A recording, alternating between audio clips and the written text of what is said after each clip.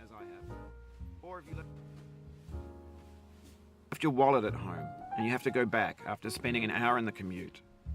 If you won some money at the casino and then put all your winnings on red but it came up black. If you got your best shirt dry cleaned before a wedding and then immediately dropped food on it. If you won an argument with a friend and then later discovered that they just returned to their original view. Starting over is harder than starting up. If you're not ready for that, like if you've already had a bad day, then what you're about to go through might be too much. Feel free to go away and come back. I'll be here. Alright, thanks for coming with me on this trip. I'll understand if you have to take a break at any point. Just find a safe place to stop and quit the game. And don't worry, I'll save your progress, always, even your mistakes. This game is a homage to a free game that came out in 2002, titled Sexy Hiking. The author of that game was Jazuo, a mysterious Czech designer who was known at the time as the father of B games. And B games are rough assemblages of found objects.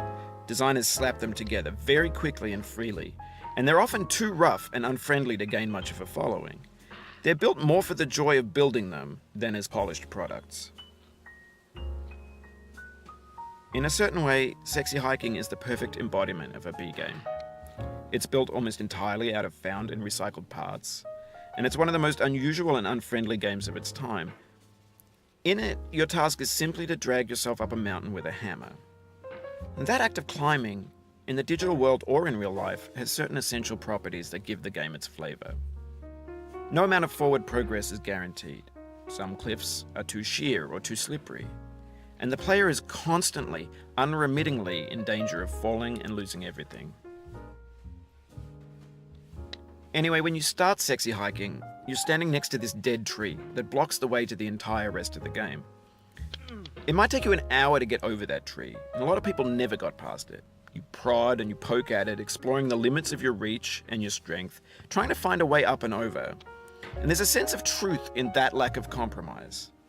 Most obstacles in video game worlds are fake. You can be completely confident in your ability to get through them once you have the correct method or the correct equipment or just by spending enough time.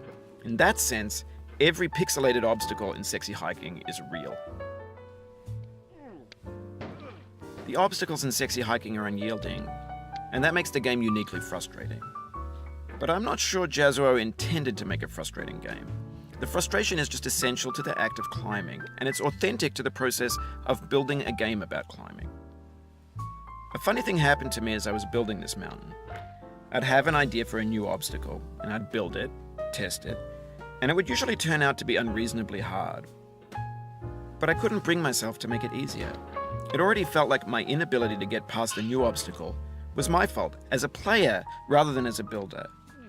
Imaginary mountains build themselves from our efforts to climb them, and it's our repeated attempts to reach the summit that turns those mountains into something real. When you're building a video game world, you're building with ideas, and that can be like working with quickset cement. You mold your ideas into a certain shape that can be played with, and in the process of playing with them, they begin to harden and set until they're immutable, like rock. And at that point, you can't change the world. Not without breaking it into pieces and starting fresh with new ideas.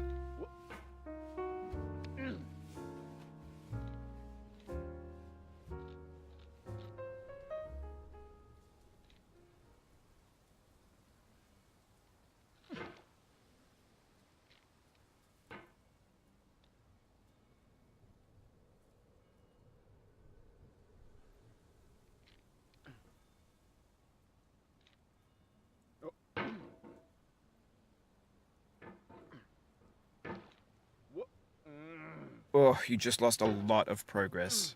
That's a deep frustration, a real punch in the gut.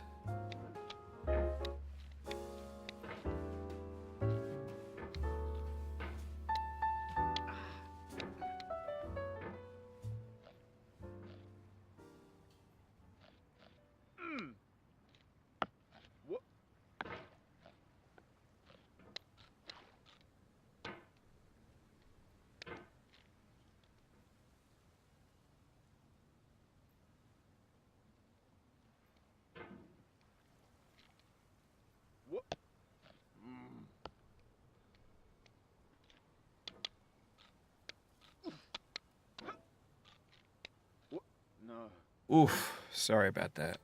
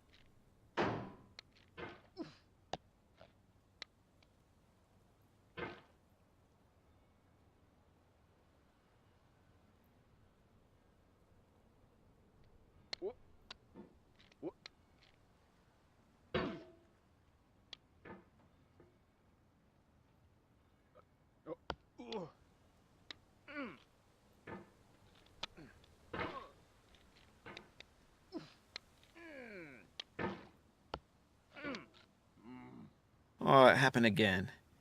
Keep on trying, don't let it get to you.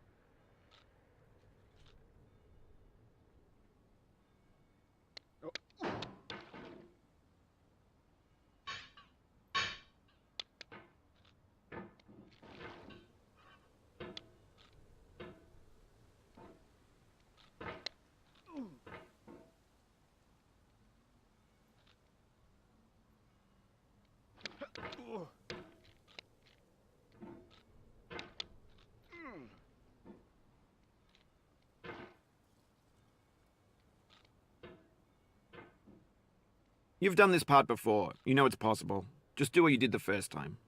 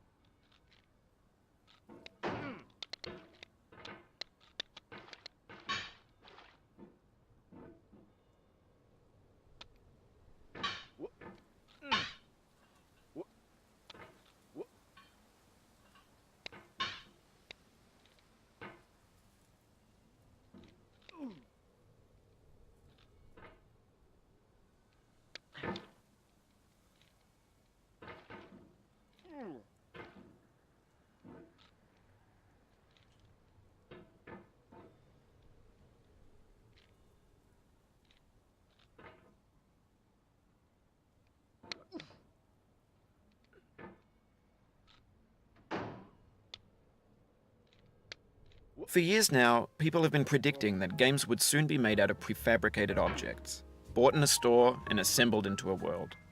And for the most part, that hasn't happened. because the objects in the stores are trash. I don't mean they look bad or that they're badly made, although a lot of them are. I mean they're trash in the way that food becomes trash as soon as you put it in the sink. Things are made to be consumed and used in a certain context, and once the moment is gone, they transform into garbage. In the context of technology, those moments pass by in seconds.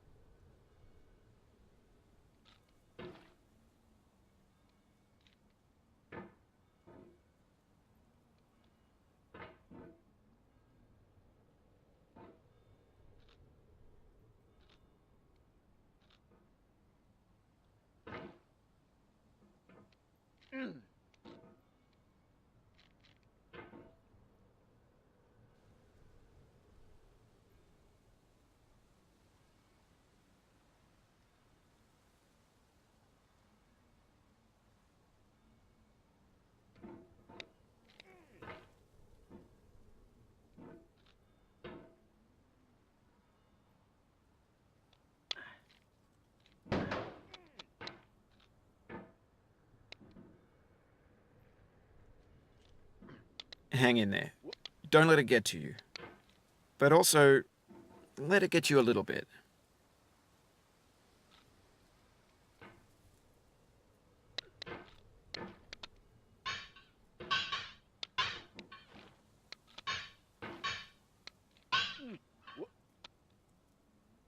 This thing that we call failure is not